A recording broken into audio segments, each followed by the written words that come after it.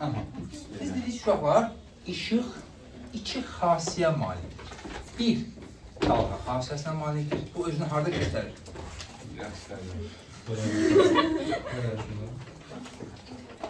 Harada yaylanır? Vakuumda yaylanır. Vakuumda yaylanır göstərir. Bilirəm. İkinci, zərrəcik xasiyəsi ki, bu da, bəli, bunu Newton demişdi. Bu da başqa cisimlərin zərrəçilərin qarşılıqlı təsirdə olanda. Ki, həmin zərrəcik, Newton belə dedi ki, işıq zərrəcik seyirdir. Həmin zərrəciklər artıq adlandırılır. Nə? Foton. Nə adlandırılır? Fotonlar. Həmin zərrəciklər fotonlar adlandırılır. Bunu təsəvvür edə bilmək üçün belə şey deyil, belə təsəvvür edin. Bir işıq şüası düşünün. Bu işıq şüasının üzərində gəlir, düşün, günəşin gələn işıq şüası. Nədir bu? Bunu belə təsvir edin. Bax, işıq şüası fotonlar seridir. Yəni, gördüyümüz işıq şüasının içərisində minlərlə, milyonlarla nə gəlir? Fotonlar. Burada işıq şüası nədir deməli? Aha, fotonlar seridir. Bir dənə işıq şüası çəkmişəm qızım adı. Bunlar deyir ki, nədən ibarətdir? Fotonlardır. Bu soğulcan oxşayanlar nədir? Nə üçün göstərir? Foton. Yəni, soğulcan oxşayanlar nədir? Fotonlar. İndi, foton deməli, işıq zərrəciyidir. Hansı xassələri var?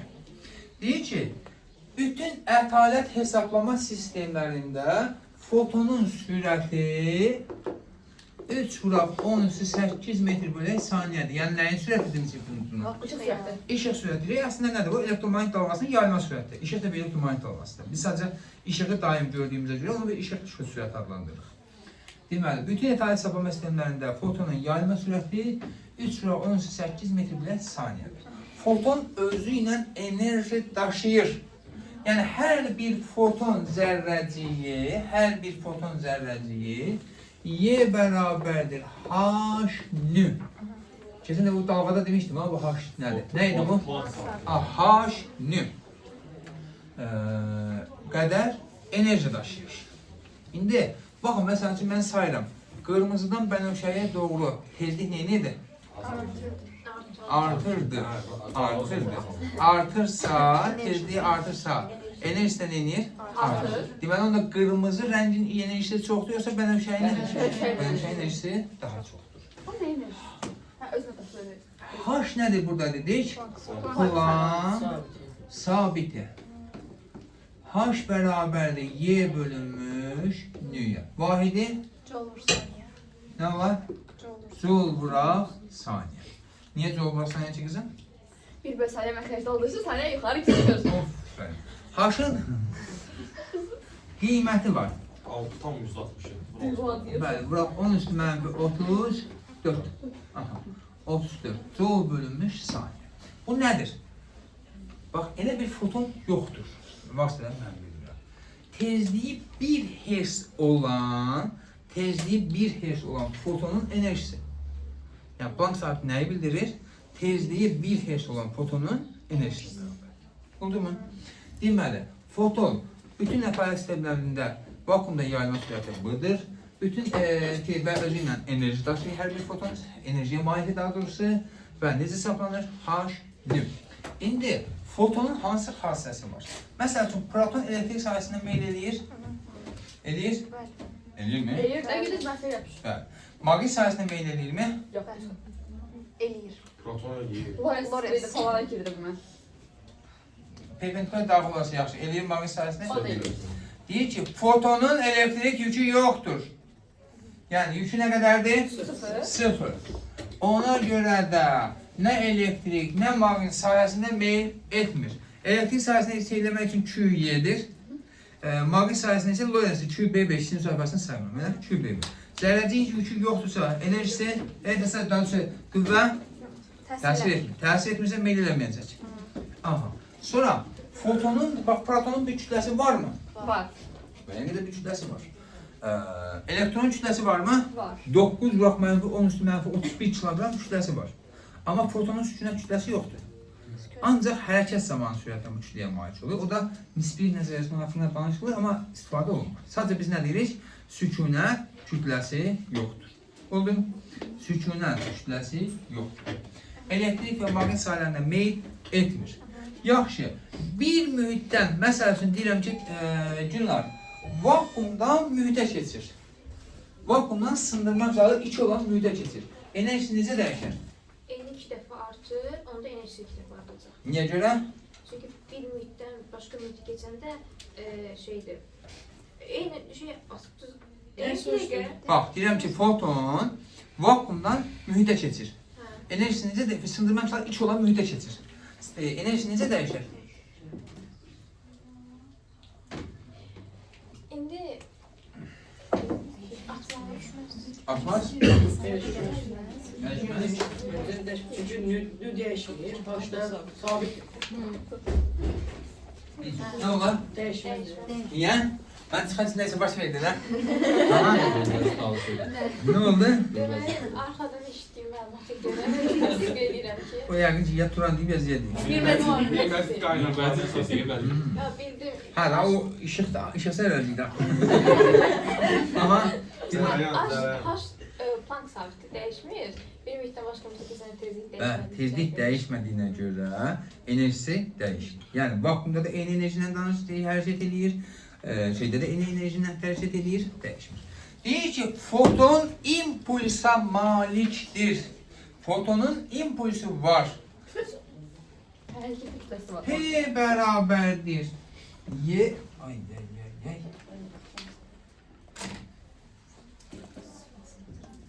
Bu bəlkə bir 10-cu şalvar, 15-ci şöyle. Etiketində deyilmə var ha.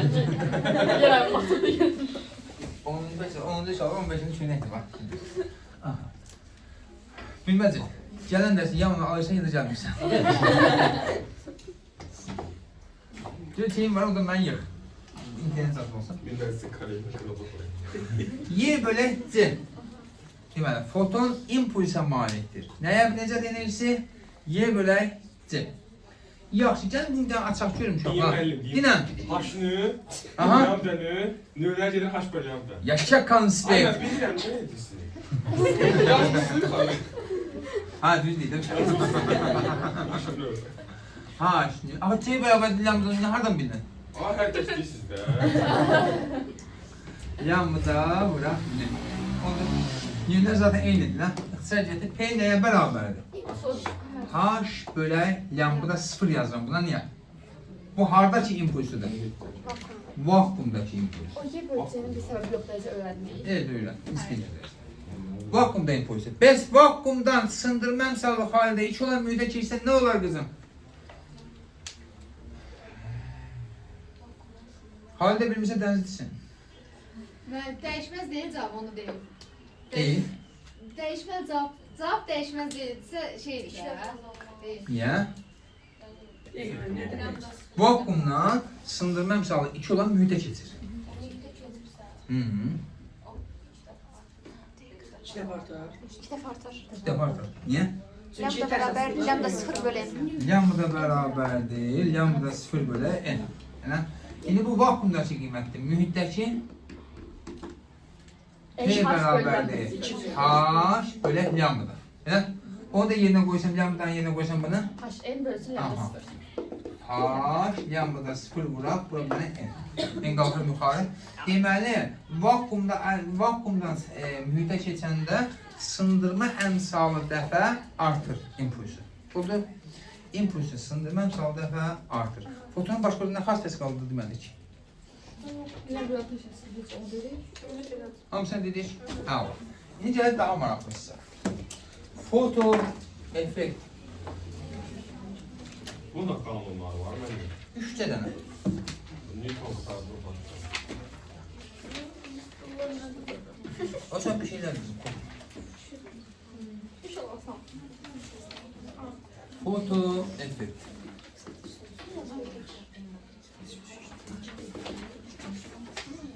Tamam, çıkarıyorum dışarı seçiyorum.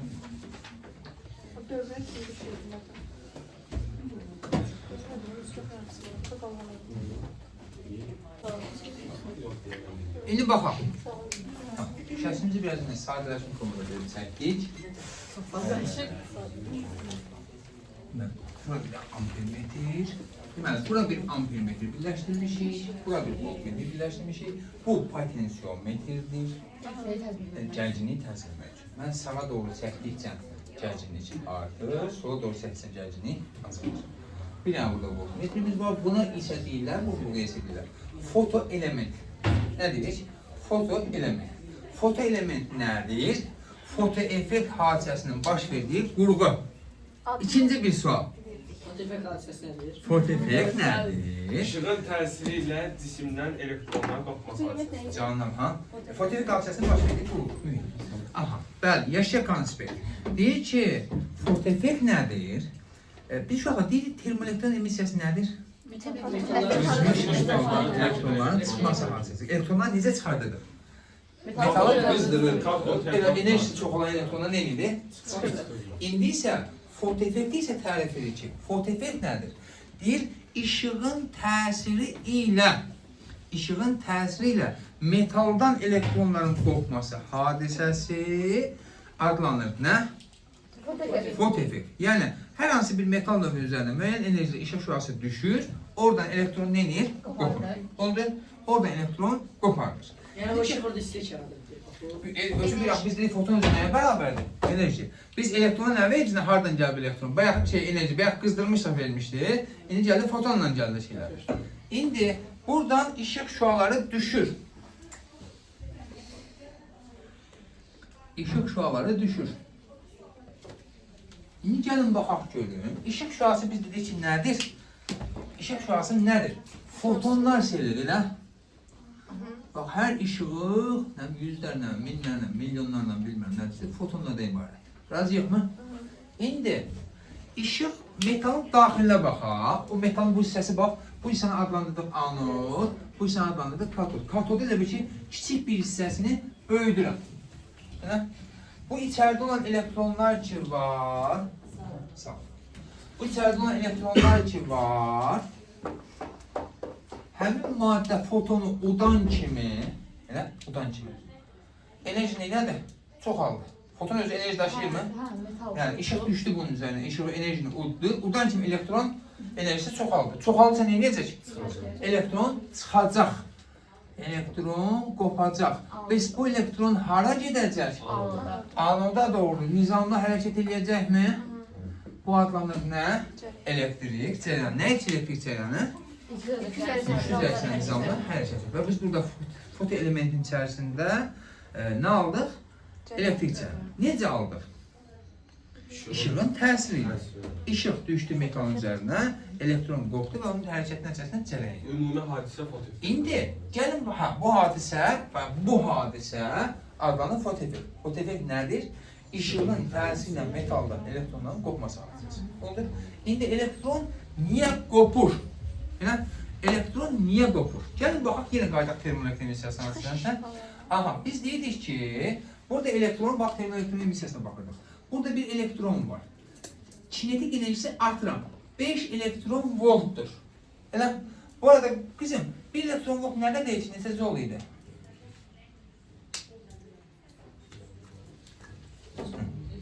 Nə ani sual gəldi, hə? Ne sual verdiniz? Bir elektron volt neçə jouledur? Ha? Nədir? Bəli. Bir elektron volt nə idi ki? Bir element elektron, elementar yük, vuraq 1 volt. Yəni 1.6 vuraq 10⁻19 oldu. İndi deyirəm ki, bunun kinetik enerjisi 5 elektron voltdur. Amma bunu digər müsbət yüklü zərrəciklər tutub saxlayırlar bu elektronları, belə deyək, cəzb edirlər, saxlayırlar. Bunun qopması üçün minimum çıxış dediyimiz şey, məsəl üçün atıram ki, 7 elektron voltdur. İndi bu 5 elektron volt enerjiyə malik olan elektron buradan qopar mı? Yox. Niyə? Çünki daha az enerji sahib. Aha. 5 yaxşı. Qopar, bunun enerjisi 5 yox, 7 elektron volt olsa nə olar? Qopar. Qopar. Daha böyük olsa. Daha böyük olsa? Qopar. Yenə qopar. İndi, bax, bunun özündə də çıxışı var. Deyik ki, nə tərz termoelektron emissiyasına dedik. Burada da dedik ki, metaldan elektronların qopması üçün tələb olunan, görülən minimal iş nə adlanır? Çıxış işi. Çıxış işi nədən asılı ola bilər? Materialın növündən. Düşən fotonun enerjisindən tezliyini asılı olar mı? Niyə? Bəli, mən qırmızı üçün yenə bənövşəyə işıq salsam, enerjini çoxalsam, çıxış işi dəyişər? Çıxış işi dəyişər? Bəs yaxşı, onun yerinə daha bir şey, ultra bənövşəyi qoysam, azaldıb infraqırmızı qoysam, çıxış işi dəyişmez. Oldu. Ben orada niye foton enerjisi çıxışına daha böyle olmaz? Izah edersin. Bir dənə, bax. Tutaq ki, hal-hazırda bax, çıxışı 7 elektron volt. Səni yerindən durdurup qaldırmaq üçün mənə tutaq ki, 500 Newton qüvvə lazımdır. Elə? Mən 400 Newton qüvvə tətbiq eləsəm, qalxmaz. 500 tətbiq eləsəm, qalxır. 700 tətbiq eləsəm, pəncərədən çölə. Elə? Bizdə həmişə çıxış. Standart metoddan anlamda özüm çox. Yəni, hardasa işin içində bir şiddət olmalı. Bu evdə nə yaşayırsınız bilmirəm qala. Şiddət olmalıdır, nə olmalı, nəsə bir şeylər olmalı, değil mi? Mən yazılacam ona. Divarlar verirsin. İndi baxaq. Deyirəm ki, bunun atıram çıxış işi. Atıram ki, burada 5 elektron voltdur. Düşən fotonun enerjisi 3 elektron volt. Çıxmaz. Fotoefekt hadisəsi baş verər? Çıkmaz. 4. Olmaz. 4 onda 8. Olmaz. 5 Olur. oldu və elektron burada çıxan anda kinetik enerjisi nədir? 0. Çıxdığı anda. Düzdür, ondan sonra artıq anodon cəzbə sürətlənəcək, o heç. Elə? Sonra, deyirəm, düşən foton enerjisi 7 joule-dur. Çıxandan sonra 2 olur. Hı? Çıxar. Çıkar. Düşən foton enerjisi 7 joule, 7 elektron voltdur. Çıkar yani. Çıxar, əlavə 2 elektron voltu nəyə malikdir? Enerji. Bunu anladıq mı? Bəli. Biz də bunu düstur olaraq nətər yazarıq? Fotonun enerjisi bərabərdir, çıxış üstəcə kinetik enerji deyilmi? Deyə bilərəm, bildiyim bir şeydir. Sənin acayip qorxusan düstur budur bax. Ha, orada gelir. Çətin deyil ki. Çıxan elektron 2 elektron volt əlavə enerjiyə malik olur. Hə, çıxan elektron əlavə 2 elektron volt enerjiyə malikdir. Elə ki, bu 7-dir, 7 elektron voltdur, bu 5, bu 2. O, nə? 2. Razıyıq mı? İndi deyirəm ki, mən nə edirəm? Bax, bayaq çıxışı neçə idi? 5. 5 olaraq qalıb. Düşən foton enerjisi 7 idi. Elə? Çıxış 5 elektron volt qoymuşdum. 7, düşən foton enerjisi nə qədər demişdik? İndi eləyirəm nə? 11. 11 elektron volt. Düşən fotonun qopan elektronların sayını indi artır azalar mı? 6 elektron. Qopan elektronların sayı artır azalar. Dəyişməyəcək. Niyə? Bunun da dəxlisi var, enerjisi dəyişir. Onun 6 elektron. Aldığı enerji dəyişir də çıxır. Bax, biz 5 elektron volta bir dənəsini çıxardırsa, 11 elektron volta 2 dənəsini çıxardar mı? Nə? Birinə tətbiq Bax. olur. Çıxış nə qədərdir? 5 elektron volt. 5 lazım bir dənəsini çıxartmağa. Bir dənə dəftər almağa 5 manat lazımdır. Mənim var 11 dənə dəftərim. 11 manat pulum. Hə. Neçə dənə dəftər alıb? Önce bir dənə sürət eləyir. 2 dənə. 2 dənə. İndi buradan düşən foton 2 dənə elektron qoparda bilərmi? Bəli. Bilməz. Bilməz. Axıra qədər mübarizə aparmışsın. Axırda şeylər. Bilməz. Ha? Bir foton 1 elektron qoparır. Yəni bunun çıxışı 5 elektron volt. Düşən foton enerjisi 500 elektron volt olsa, bu devizi əsas olaraq yadda saxlasınız. 1 foton 1 elektron. Bu qanunu ziyan adına yazaq. Ziya qanunu. 1 foton 1 elektron qoparır. Talep edeyim. Bu önəmli hissədir. Onda deməli düşən fotonun enerjisi artsa, bax bu da diqqətli olun. Düşən fotonun enerjisi artsa, qopan elektronların sayı dəyişər. Niyə? 1 foton 1 elektron. Deməli onda qopan elektronların sayı düşən foton enerjisindən asılıdır. Aha, say asılı deyil, var asılı hələ şey yazım bilər, deyil. Nədən? Düşən foton enerjisindən. Deyil ki. Bəs tezliyindən nətə? Aman da asıl deyil. Y bərabər H nöydür də. Asıl değil. Tamam. Sonra Y bərabər H nöydün yerinə uşaqlar. Mən H bilən yanımda yaza bilərəm. Niyə? Düşən foton dalga uzunluğuna asılı var mı? Yox. Asılı deyil. Oldu. Çətin deyil ki. Bəs mən qopan elektronların sayını artırmaq üçün nə etməliyəm? Çıxış yox. Nə? Çıxış nə artırılır? Zaten tepesini artırıyor. Hə.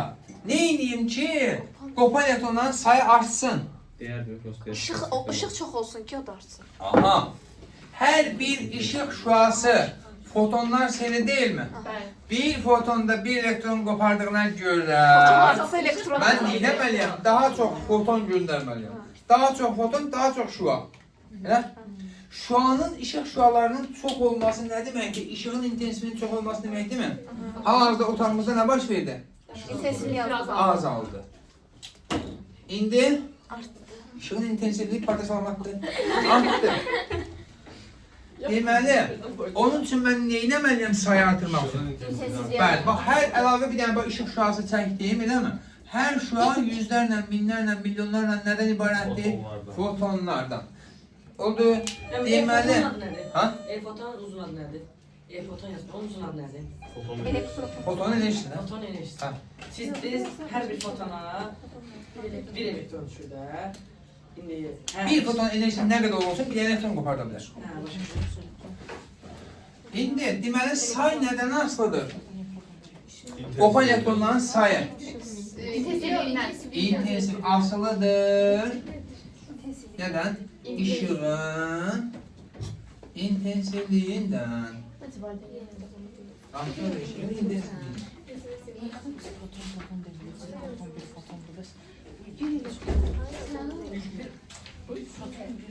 Yaxşı. Çətin deyil ki.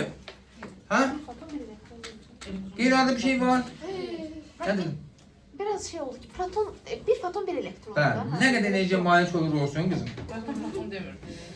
Proton? Foton. Proton işıqda nə ölümü var? Proton demir. Təpəmizi gözümüzü yarar ya, o qədər foton gəlsə şeylə.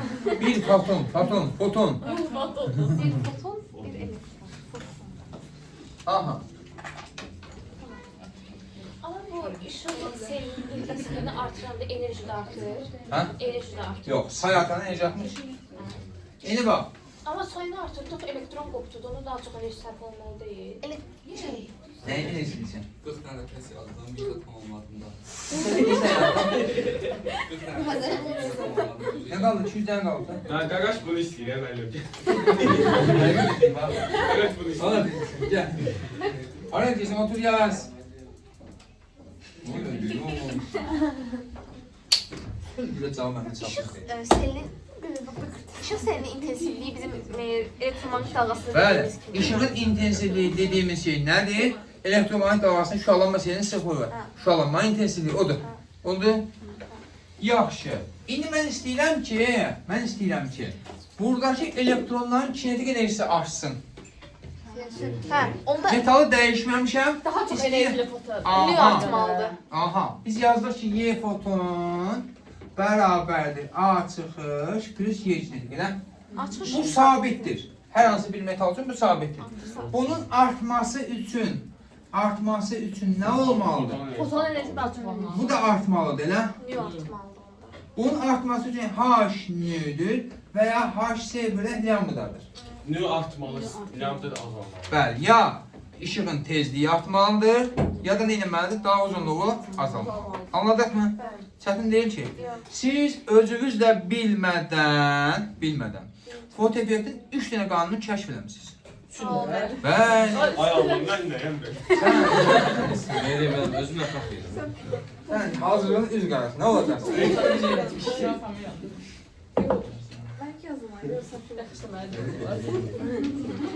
Biz ağlayalım. Bu kadar değil de. Sən maksimum. Ben üz ağlayalım böyle. Bəli.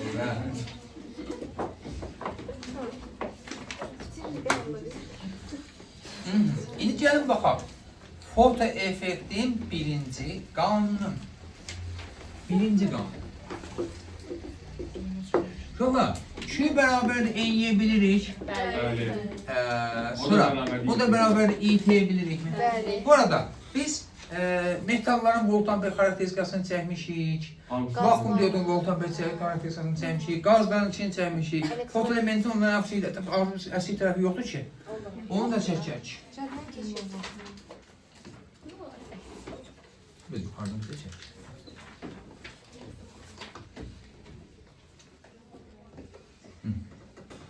Bura I, bura U. Mark olan nədir?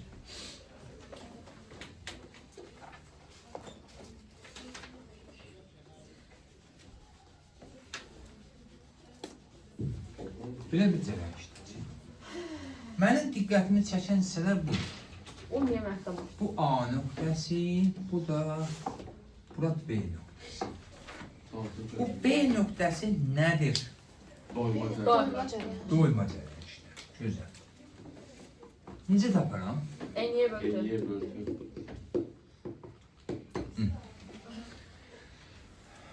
Niyə var? Niyə var? Maksimum verebileceği elektron sayını gösterir. Yəni? Niyə? Bir yıldan sonra ne kadar kızdırım şey vermeyecekler. Qızdırmaq nədir? Ben diye bilemem. Gerginliği ne kadar, müəyyən bir həddə çatanda gerginliği, orada qutarır. Nə qutarım? Kart otdaşlar anında gəlib qutarır. Gerginliğe kadar sonra doyub da takip. Qutarmaq olmasın. Məncə məsələ potensiometrdə Yük yoxdur da, mən güc zərəzi yoxdur, getsin. Getməsə cərən sıfırdır, amma burada Doymuyor. cərən var. Davulun bir gerginliği vermişik. Doyub da gerginliği. Katıdan çıxanların hamısı anında girir. Yani, Onun dünyada o şey nə qədər vermişik. Qutarıb başqa şeydir. Bax, qutarıb oturma cərən yoxdur. Məqsəd edirəm mən, kart otdaşların hamısı anında gedib. Və nə qədər artırır, an otdaşa bəs eləyib, nə qədər gərgin atsa getmir. Kasutdan o cərən getmir.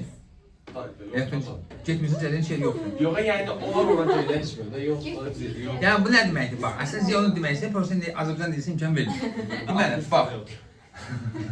Deməli, baxın. Mən göndərmişəm burada 3 dənə işıq şüası. Məsələn, atıram.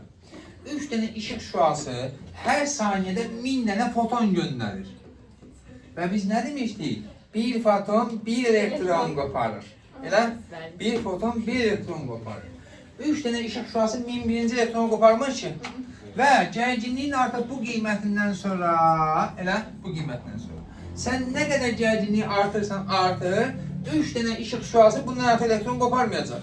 Və gəlib antiziyanın dediyi odur ki, 3000 dənə elektron qopur, gəlib anında da 1000 dənəsi neyini? Çatır. Yəni bunlar artıq qopmur, elə? Yaxşı, artığını qoparmaq üçün mən nə etməliyəm? fotonların sayını artırır. Necə artıraram? Daha çok ışık sahası gönderersin. Bəli, daha işıq şüası göndərmək işıq intensivini artırmaq deməkdir. Elə? Bunu yazırsınız. Fotoeffektin birinci qanunu al. İndir. Ama ortasız gelmedi. Tamam, yaxşı. İndi baxaq, biz sonuç nə qərar gəldik?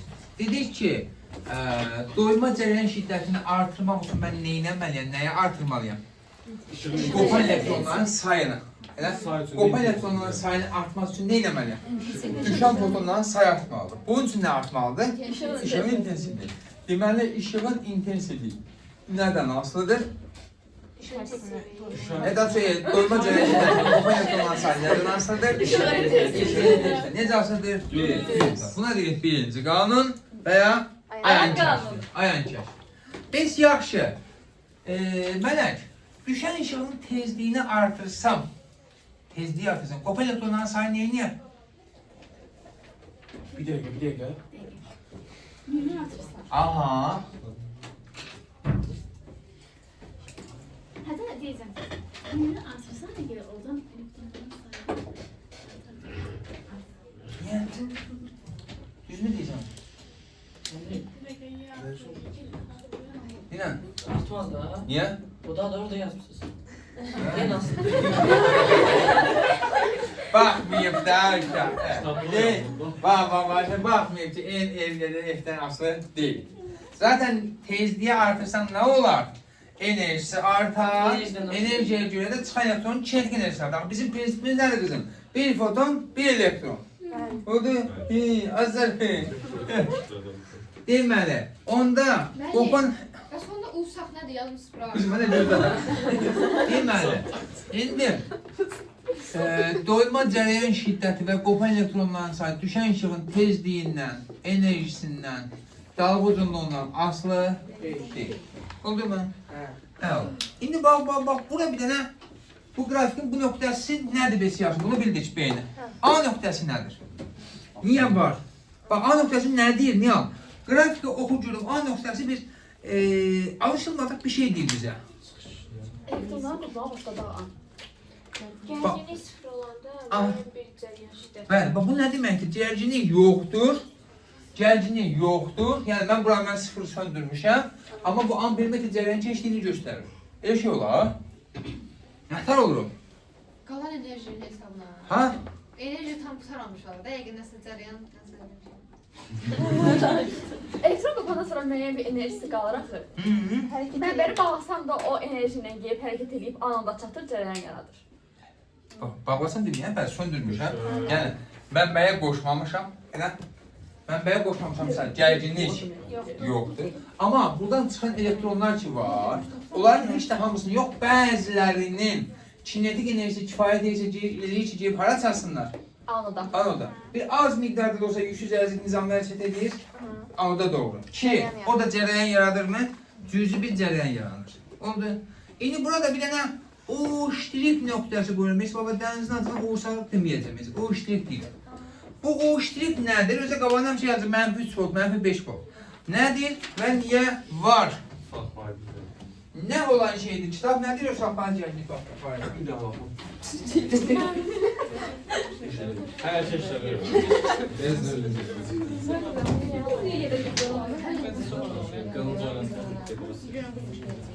Aha. Bu saxlayıcı gərginlik dediyimiz gərginlik. Sağ ol, sağ ol. Niyə var? Altından görür ki, saxlamalıdır. Elektronların Çok enerjisi güzel. saxlayır. Elektronların enerjisini saxlayır. Deyə bilərəm, kitabda yoxdur. O prosesi yaratmaqdan ötürü mənə bir gərginlik olmalıdır. Tamam neyse. Birinci kopanda dedi ki kinetik enerjisi Bak, şimdi bu ne deyir? Bak. Bak, bayaqların bu A nöqtəsindən nə idi? Cərəyan şiddəti var idi, gərginlik 0 idi. Burada gərginlik var, cərəyan 0'dır. Bu nətər olur? Hələ fotoeffekt göndərməmişəm də, ancaq Kinetik enerjisi sıfırdır. işıq A göndərmişəm. çıxışa bərabərdir də foton, onunla deyil. Foton. Gərginliyə qoşmuşam, amma hələ foton göndərməmişəm. Ona görə də hələ ki cərəyan yaranmayıb. Mən yaxınlaşmışdım, gözüm üstə baxırdı. Şamaqda...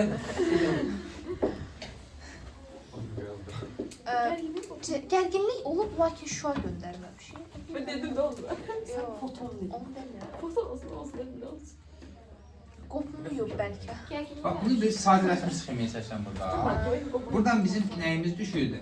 Qopsa da İşıq şolamız düşür. Necəz Elə elektronlar neynirlər? Çıxırdılar. Elə biz dedik ki, buradan bəziləri hara gedirdi? Anladım. Çata bilməyiblər, enerjilər az. Anoda gedirdi. Elə mən isə istəyirəm ki, bunlar çatmasınlar. Anoda çatmaması üçün mən neynəməliyəm? Qavana lövhə qoy. Başqa? Bir Gərginlik. elektrik yox. Məcbur tezci qüvvət var da, onu azaltmalıyam. Tərs keçid kim verirsə? Aha, yəni neyniyim? Anlamda kadın yerini dəyişdi. Ya da qüvvət dəyişir. Buranı müsbət qoysam, buranı mənfiyə birləşdirsəm, bura avtomatik necə birləşmiş olur? Tərs. Müsbət. Elə bura nə olur?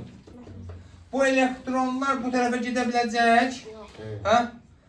Mən elə bir gərginlik qoyuram ki, bax bu saxlayıcı gərginlik nətər? Bax, Dədə babadan işin düsturu nətərdir? A bərabərdir Q bura U ya da bu halda Y bura U. O da kinetik enerjinin dəyişməsi. Elə elə eləmək istəyir ki, bunun kinetik enerjisi sonunda 0 olsun. Yəni Y kinetik olsun, elə əvvəlki qədər. Ola əvvəlki qədər kinetik enerjisi. Mən nə qədər iş görməliyəm ki, buradan qopan elektron da burada qalsın, getməsin bu tərəfə. Nə qədər enerji sərf eləməliyəm, nə qədər iş görməliyəm ayam. Tutarsa deyirəm ki, kinetik enerjisi, yox, qədər deyil. Kinetik enerjisi 5 elektron volt, 3 elektron voltdur. Mən bu elektrik sayəsi nə qədər iş görməliyəm, çıxış qutarıb çıxıb. Elektron çıxıb, oradan qutarmışıq. Ondan sonrası. Aha, ondan sonra ki, buradan çıxan elektron bura getməməsi üçün mən nə qədər enerji sərf eləməliyəm? Azdır, çıxışından az. Çıxışı qutardı bizim, çıxışı yoxdur. Bu iş çıxışı deyil. Mənfisi nədir? Mənfisi yox şeydə Dincəli söyləsin. Yaxşı. Tamam, gözüm anlamam. Gözlərinə baxım, gözüm anlamam. Dincəli. en dənə yekini. Yaxşı. Buna dedik nə? Gərginlik, saxlayıcı gərginlik və ya ləngici gərginlik. Yəni, deməli, bu nə üçün lazım mənə? Elektronları katodun ətrafına yığıb toplamaq üçün lazım olan gərginlikdir. Oldu? Yəni, gərginliyin bu qiymətində nə olur? Cərəyan keçmir.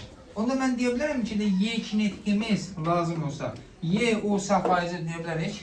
Bilərik. Qiymət olaraq. Hə? Orada tutulmayı İfadə olaraq deyə bilərik? Hə? Fonlar mənfisinə bərabər. Hadi yəni qiymət mod olaraq elədir. Mənfi saatı nə üçündür? Əks istiqamətdə qoşulduğunu göstərməkdir. Amma qiymət eynidir. Yaxşı. İndi gəlin baxaq görüm. Mən nə edirəm? Yazdım bayaqçı fotoeffekt bayaqçı yazdığımız şey var idi, ifadə var idi. A çıxış plus Y kinetik. Elə? Mən bu kinetik enerjini artırmaq üçün nə etməliyəm? Neynə bilər? Daha çox effekt verməliyəm. Daha çox Enerjili Foton enerjisini artırmalıyıq. fotonun enerjisini artırmalıyam. Bəli. Niyə? Bir foton 1 elektron qopardırsa, bunun çıxışı 5 elektron olsa, bayaq bura 7 idisə, bu neçə idi? 2. İndi bunu 8 desəm bu olacaq 3. Deməli, kinetik enerjini artırmaq üçün nə etməliyəm mən? enerjisi artırmalıyam. Bəli.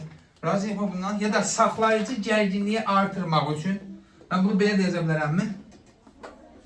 A çıxış plus Ye o saxlayıcı. U saxlayıcı. Hayır, saxlayıcı da atmaq üçün. Zaten onu beraber. Elə deməli saxlayıcı gərginlik nədən asılıdır birbaşa? Hər hansı bir metal üçün. Düşən foton enerjisi. Düşən fotonun enerjisindən. Oldu. Düşən foton enerjisini artırmaq üçün, daha doğrusu saxlayıcı gərginliyi artırmaq üçün mən nə etməliyəm? Düşən foton enerjisini artırmaq. Bəs yaxşı. Elna, düşən işığın intensivliyini artırsam, bunun kinetik enerjisi ya da saxlayıcı gərginlik necə dəyişər? Niyə? Niyə? Nəyə yapsınız? İntensivliyi. Niye asıl değil? Yani sebep izahı. Orada şey adı şey asıl değil. Niye asıl değil? Dilber ne diyorsan kızım? Diyelim ki düşen ışığın intensivliğini artırsam kinetik enerjisi elektronları ya da saxlayıcı gərginlik necə dəyişər?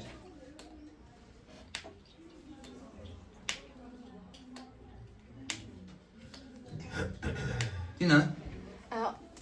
Sıxılma enerji işığı artırsaq, onda fotonların sayı artacaq. Bir fotonun çıxması üçün tələb olunan iş və yaxud da ki, onun kinetik enerjisi və yaxud da ki, öz enerjisi dəyişməyəcək. Sayı artacaq sadəcə. Biz düşən işığın intensivliyini artırmaq nə deməkdir? İşıq şüalarının sayını artırmaq. İşıq şüalarının sayını artırırsa hər elektron bir dənə foton qoparır. Daha çox elektron qopur. Bir elektron. Enerjisi dəyişmir ki elektrondan. Daha çox elektron qopur. Oldu? Onda deyə bilərəm ki, saxlayıcı gərginlik ya da kinetik enerjisi düşən işığın intensivliyindən asılı deyil. Bu da ikinci qanundur. Bəli, bu da ikinci qanun. Bunu da deyək zərif qanunu. Fotoğrafın başına bırak ne? Adını yazın zərif qanunu. Ya da Ülya Həzrət qanunu. Qəşəng Sultan qanunu. İkinci qanun. Düşən işığın intensivliyi, daha doğrusu saxlayıcı gərginlik və kinetik enerjisi, maksimal kinetik enerji deyəcək buna. Nədən asılı deyil? Asıl deyil, işığın intensivliyi. İntensivliyindən asılı deyil.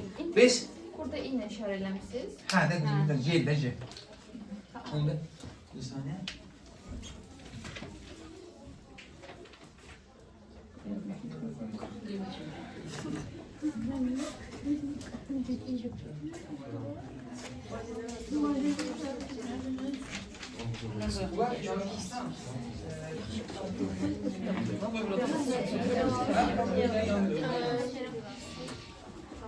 Aha.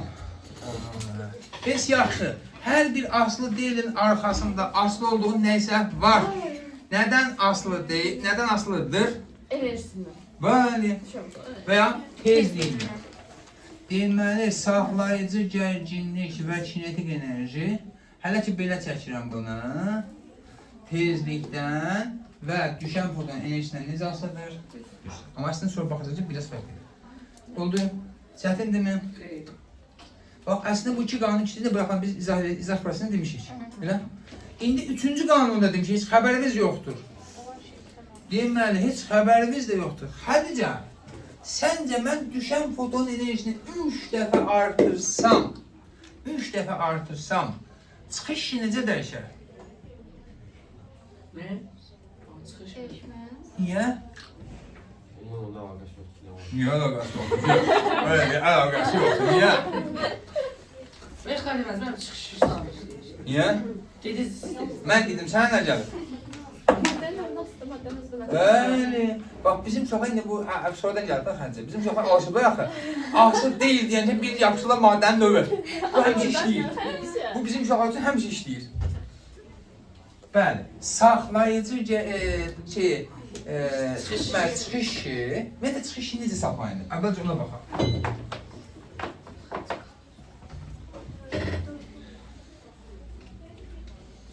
Ona gəlməmişsən qabağa necə baxaq.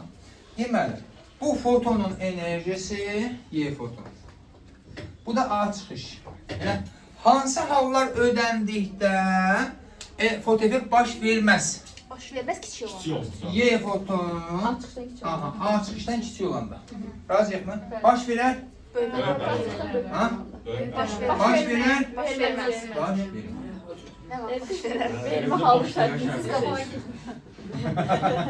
Beyin sürət işlərində belə olur. Ya da əksin. Ənə. Y foton A çıxışa bərabər olanda amma və lakin kinetik enerjisi sıfırdır. Baş verir. Amma ilkin başlanğıçdakı Y kinetik nə qədər olur? Sıfır. Deyir, foton enerjisi çıxışından böyük olduqda baş verir və kinetik enerjisi sıfırdan böyük. Oldu. Mənə bir dənə bu hissəni çərçivələyirəm. Foton enerjisini necə saxlamışıq? H-nü. Elə Y foton H-nüyə bərabərdirsə, A çıxış nədir? H-nü. Amma bax, foton enerjisi müəyyən bir qiymətindən sonra başlayır bu. Hə? Yəni, ən azı tezlik nə qədər olmalıdır ki, bu çıxsın? Minimum olmalıdır. Elə? Yəni, zaten H sabitdir da. Tezliyin bu qiymətindən sonra, bu qiymətindən kiçik qiymətində, foton enerjisi A çıxışdan nə olacaq? Kiçik olacaq və baş verməyəcək. Ay sağ ol. Ən azı baş verməsi üçün nə olmalıdır? Minimum qədər Aha. olmalıdır. Və ya bunu mən yazsam, A çıxış bərabərdir. Foton enerjisi HC bölən lambda. Aha. Lambdanın nə tər qiyməti olmalıdır? Aha. Hə, maksimum olmalı ki, açılış minimum olsun. Oy yaşa. Açılış minimum olur ki.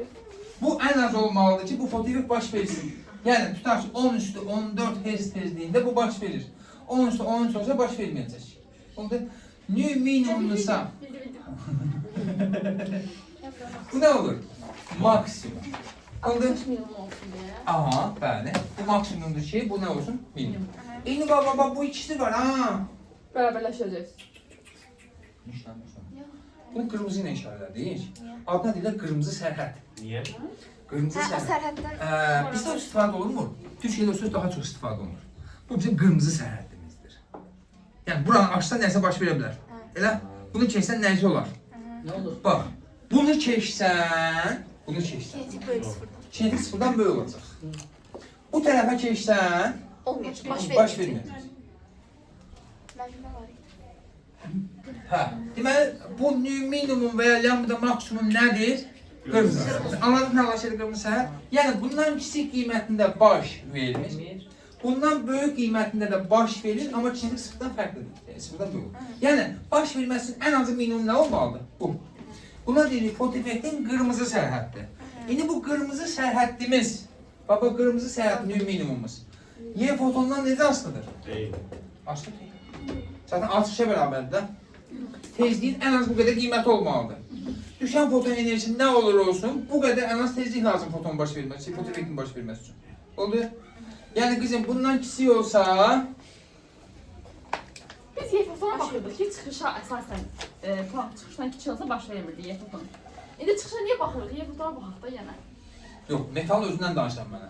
Tamam, metal Metal özündən qopartmaq üçün müəyyən enerji lazımdırmı? lazımdır. Həmin enerjini də almaq üçün ən azı bu qədər tezlik lazımdır. Ən azı bu qədər olmalıdır ki, mən çıxarda bilim. Bəli. Az olsa baş verməyəcək. Baş verməyəcək. Oldu? Bu, ha? Dediğim odası değildi. Heç bir nasıl deyil. Deyir ki, fotoeffektin qırmızı sərhəddi, minimum və ya lambda maksimum. Heç nədən asılı deyil. Yəni, düşən fotonun enerjisindən, tezliyindən, dalğa uzunluğundan, saxlayıcı kinetik enerjiden saxlayıcı cəhdində heç bir asılı deyil. Yalnız nədən asılıdır? Növündən asılıdır. Növ. Oldu.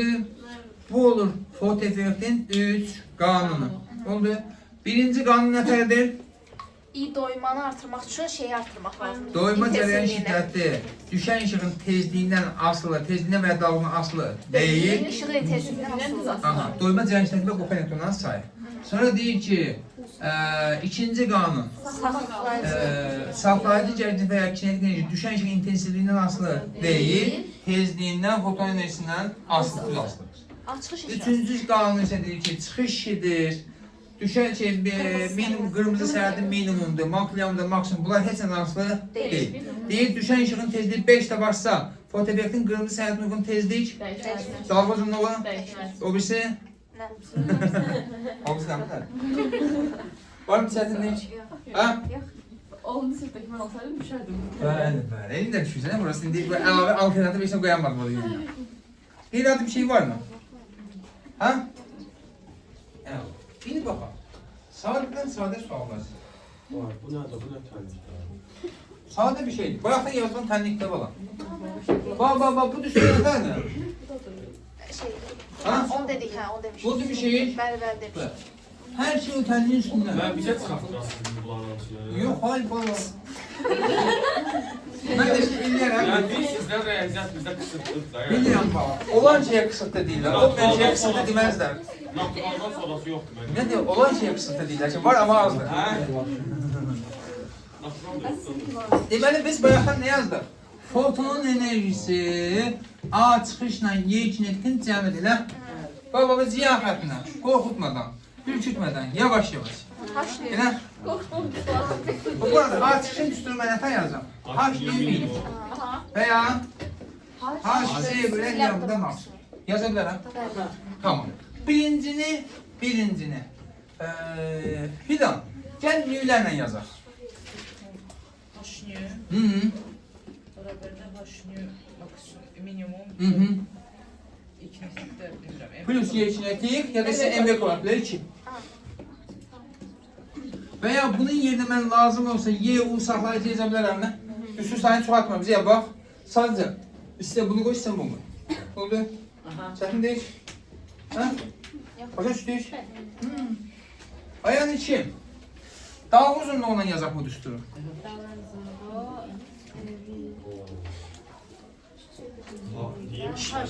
C bölünsün lambda maksimum. Yox, Her bir şey diyorsun ha lambda beraberdir. Her C bölünsün lambda maksimum. Y-kinetik onu MV kvadratı bölü 2 veyahut da Y U sapı. Hər hansı birini istəsən. Oldu? Çətin deyil ki.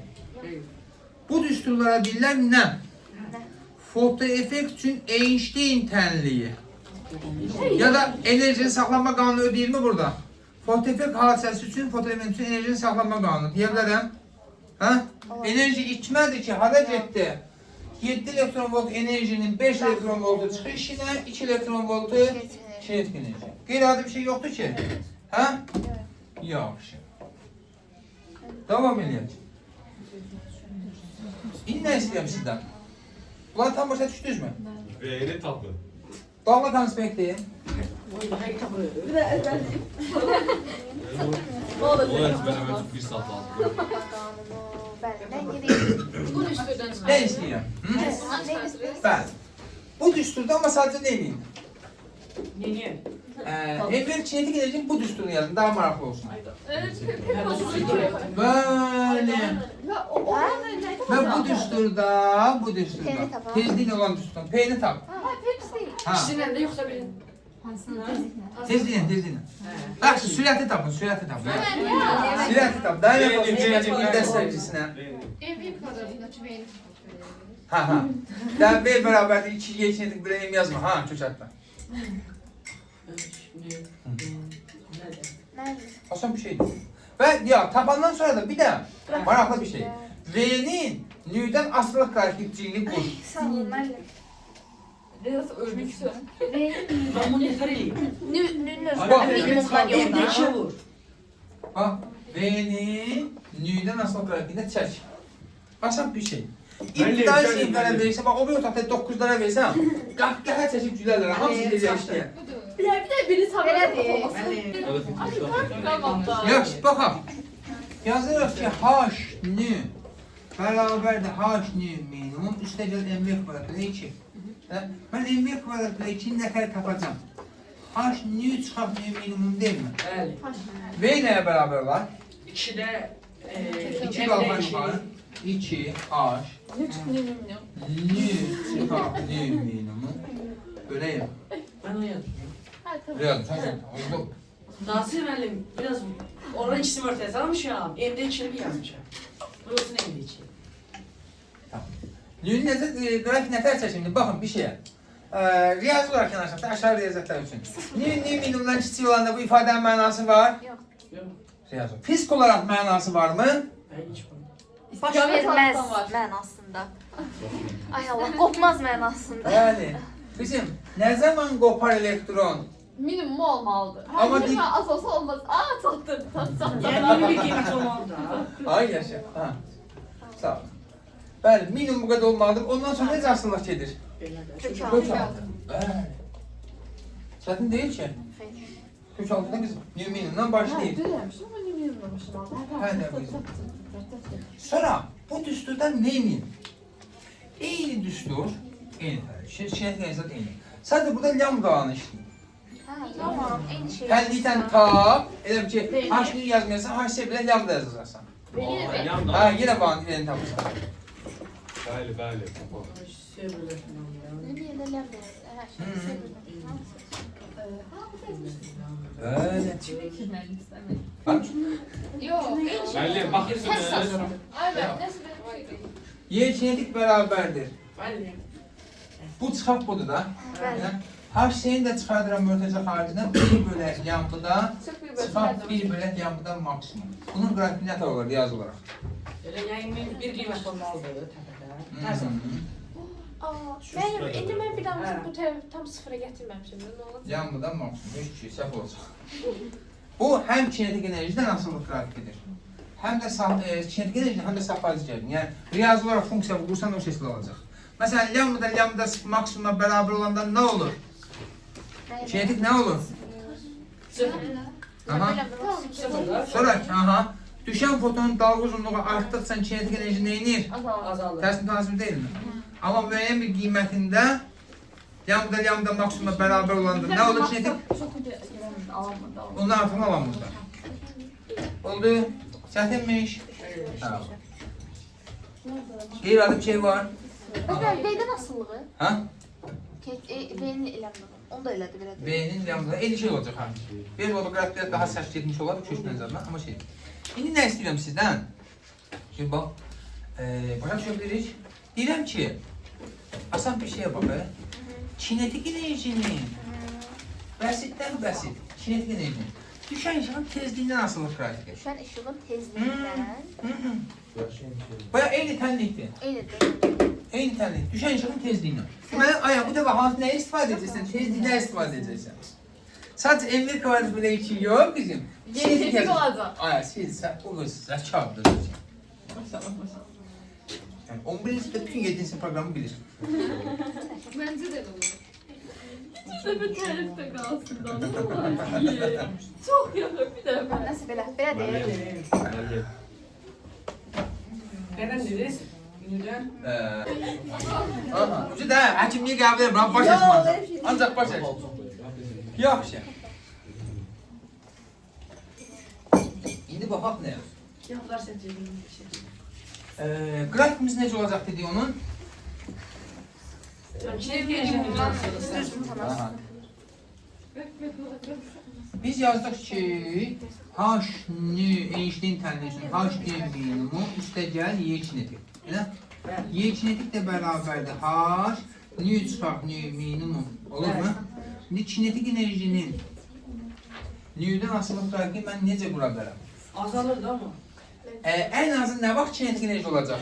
Ümid. Nü minimum olanda. Ha. Bundan sonra nüyünün qiyməti artdıqca nə olacaq? Aha. Nüyünün qiyməti artdıqca kinetik nə edəcək? Artacaq da. Sağ olsun. Xətt olaraq artır da bala. O ümid grafikidən ümid ümid. Budur. Sadəcə bu nöqtədə, bu kinetik enerji yaranacağı nöqtədə nüyü nə olmalıdır? Nüyü. Elə? İndi mən nə edirəm? Yaxşı. Amma bura qədər baxın görək. bura qədər fotonun bir enerjisi var mı? Yoxdur. Yox, məsələn var, amma fotoeffekt baş vermir. Düşən foto enerjisi var, elə? Yaxşı, elektronun qopması üçün minimum nə qədər iş görməli, ya da foton nə qədər enerji harcamalı? Aha, bax bu qrafiki belə uzadıram. Bu nöqtə A çıxışdır, amma bir dənə qalanı mənfi. Oldu? Oldu. Həqiqətən bura A çıxışı ala bilmək üçün mən minimum nə qədər həcdə sərf eləməliyəm?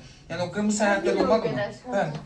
Bu arada bu bucaq alfadısa H nəyə bərabər olar? Çıxış bölünüm minimum deyil. Hə, onda şey. Bəli. Hə, qarşı kartdır, kiçik kartdır. Mən sizə almıram, nəsə. Tangens, alfa, yox, heç oldu. Qrafiklərə başa düşdünüzmü? Əminsiz.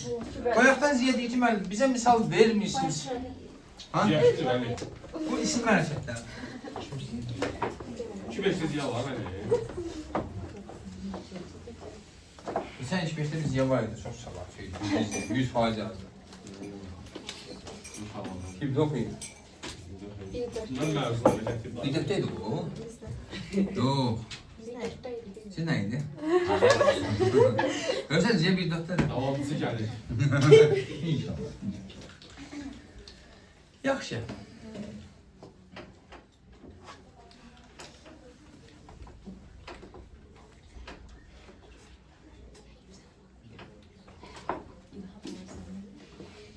Primitiv şeylər burada İlham Pərsini çox sağlamırsan.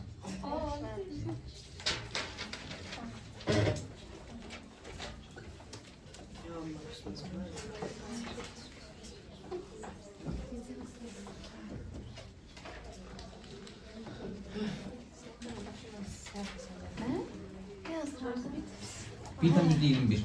Sağ ol.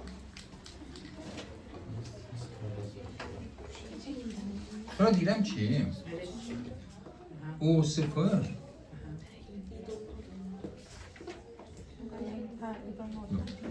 bu da bir tane %69 o 0. Götür çıxdın o rəqəm verməyin. Bir tam %69. Düşünənlər üçün vaxtı rəqəm verir. 1.14 kvadrat. Aha, deyir ki, Dəniz, NASA'da sənə bir də suallar verəcəklər. Aha, deyir ki, bunların bu qrafikə baxırsan, buramı, harasa baxırsan. Deyir ki, düşən işin intensivləri haqqında nə deyərsən? Tamam. İntensivlikləri haqqında. Aha, tamam, Onda tamam. başqa şey. Sualınız bu. Yəni nə qədər böyüsün? Kim böyüdü kimdən, neçə dəfə böyüdü? İntensivlik sayla düz münasibətdir, yəni sıfır. Yox, sayla deyirəm. Nəyə deyirəm ki? Say ondan icrası idi. Bəli də. Çünki mən öncə qızım, bir dənə cavabı dedim, mən sana. Ha. Güləhlov. Qançbətdən baxmaq olar hər şey. Ha? Neçə dəfə böyükdür? Burada var, burada var. 1.1 Neçə faiz? 21 faiz, hə? Ya 1,21 dəfə. Kim? Çoxdur. İkinci. Niyə çoxdur? Çünki doyma cərəyan şiddətdə çoxdur. Doyma cərəyan şiddət nədən asılı idi ki? Heç nə. Yuxarı İntensivlikdən. Bax, intensivlik deyilsə, baxın, yuxarıya baxacaqsınız bu qrafikdə, elə? Deməli, doyma cərəyan şiddəti, qopan elektronların sayı və intensivlik deyirsənsə, bura baxacaqsan, elə? İndi sualı bura verirəm. Yəni, bax, hal-hazırda kimin intensivlik kimdən çoxdur? İkinci intensiv, birinizdə 1.5 dəfə, 1.21 dəfə çoxdur. Sonra, deyirəm ki, Niyə mən o rəqəmləri seçdiniz? deyirəm ki, indi hansı halda sürəti daha çoxdur? Sürət sonu 1.1 Kinetik enerjisi də onda. Bir tonda üst dəfə, Bir tane 21 dəfə çox oldu ikincidə. Tamam, elədik. Deyirəm ki, kimin sürəti daha çoxdur? Neçə dəfə çoxdur? Bir tam 169. Sürəti deyil, kinetik enerjisi demirsiniz. Y, U saxlayıcı, MV kuvvetidir. Sürət Aha, sürətidir. Aha, bəli. Bu rəqəmdən o görə verici, bir ki, burada da kök aldınız. İndi, deməli, kimin sürəti çoxdur? İkincinin. İkinci. İkincinin. Kimin kinetik enerjisi çoxdur? Yenə ikincinin. İkinci. Sabah. Kimin kinetik enerjisi çoxdur? Haberin yok. Sənin işləyir orada. İkincinin. Dedin niye C? Dedim 7. Nə? C. Yeni C gördü ama. Ha, tamam. Oldu. İndi deyirəm ki, eyni metaldırsa hansı halda düşən foton enerjisi çoxdur? Bir tabii Niyə? Çünkü kinetik enerji, hatta fotonun enerjisinden aslıydı da kinetik enerji. Bəli, artış bu yer kinetik deyilmi? Bu sabitdir, eyni metaldır. Bu çox olanda burada nə olur? Çox olur. Bu çoxdursa bunun yerinə mən bu Y, U saxlayıcı da yaza bilirəm mən. Bu çoxdursa bu da nədir? Çox. Deməli, kimin dalga tezliyi çoxdur? Yine o ikincinin. Aha, kimin dalga uzunluğu çoxdur? Davuzluğu, lambda, nüylə tərs asıldı birincinin. Nüylə tərsindən əsasıdır. Kimin enerjisi çoxdur? İkinci. Kimin saxlayıcı gərginliyi çoxdur? İkinci. Zaten orada var da. Ve dalga niye çok oldu ki onda? Ha? Dalga birinciden niye çok oldu? HC bölək lambda deyil mi bizim? Ha ben. Bu çox olanda enerji az olur axı. Ha ha ha. Deməli bizdə nəyə baxırıq indi? İntensivlik, doyma cərəyan şiddəti, qopan elektronların sayı isə görə hansı səslə baxırıq? Yuxarıya. Saxlayıcı gərginlik, kinetik enerji, tezlik, sonra Lambda. fotonun enerjisi, dalga uzunluğu, impulsu. Impulsu kimdə çoxdur? Ben dalga uzunluğuna 1 bölsün lambda yazında. Ha? Ha sen şey asılık değilsen terk tamam o yok. O da var ama hamısı düzgün tasip değil axı. Bir köş altıdır. Sağ ol, sağ ol. Sağ ol, sağ ol. Dalga uzunluğu, sürət, impuls deyilərsə ancaq hara baxacağıq? Aşağı tərəfə. Da biz əmr hesablayacağız. Oldu. Var mı bir çətinlik? Əminsiniz? Ha. Ötüyüz. Tamam, fotonları tutar. Beyazını açıq biz. Alt hocalar. Oradan nə qaldı başqa? Evet. Bir tapşırıq qaldı. Başqa nə qaldı? Bir də yuxarısında nəsə spontan şovan. O alfamayı. Bir daha söz al benim. Hə? Foto effekt